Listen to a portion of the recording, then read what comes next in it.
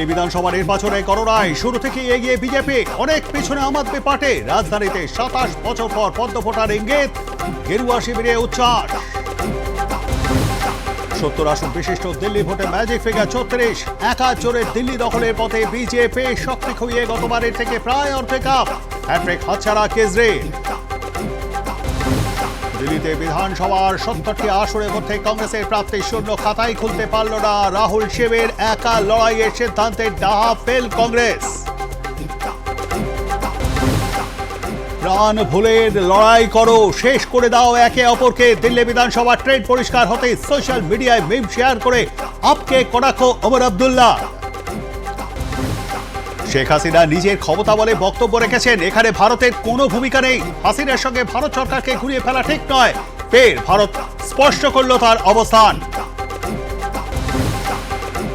বারবার ভারতকে নিয়ে নেতিবাচক মন্তব্য বাংলাদেশে, দুই দেশের মধ্যে সম্পর্কে পড়ছে প্রভাব। ভারত চায় বাংলাদেশের সঙ্গে গঠনমূলক সম্পর্ক, এই কারণেই বাংলাদেশের রাষ্ট্রদূতকে তলব নয়াদিল্লির। কল্যাণী রথতলায় বাজি কারখানায় ভয়াবহ বিস্ফোরণ, ঝলসে মৃত্যু 4 মহিলার, আশঙ্কাজনকভাবে চিকিৎসাধীন 1 মহিলা। গ্রেপ্তার কারখানার মালিক খোকন বিশ্বাস। দমকল বলছে ছিল না পর্যাপ্ত অগ্নি নির্বাপন ব্যবস্থা, পুরসভা বলছে নেওয়া ছিল লাইসেন্স। কল্যাণী বিস্ফোরণ কাণ্ডে পুরসভা দমকলের 2 ভিন্ন তত্ত্ব। এলাকায় এতদিনের বাজি কারখানা, স্থানীয় মানুষরাই কাজ করতেন সেখানে, অথচ কেউ কিছু জানেন না। বিস্ফোরণের পর টনক নড়েছে কি সকলের? কল্যাণীতে অবৈধ বাজি কারখানায় বিস্ফোরণের রিপোর্ট তলব নবান্নর। জেলা শাসকের কাছে রিপোর্ট তলব, পুলিশের পাশাপাশি জেলা শাসককে তদন্তের নির্দেশ। মৃতদের পরিবারকে 2 লক্ষ টাকা করে ক্ষতিপূরণের নির্দেশ নবান্নর।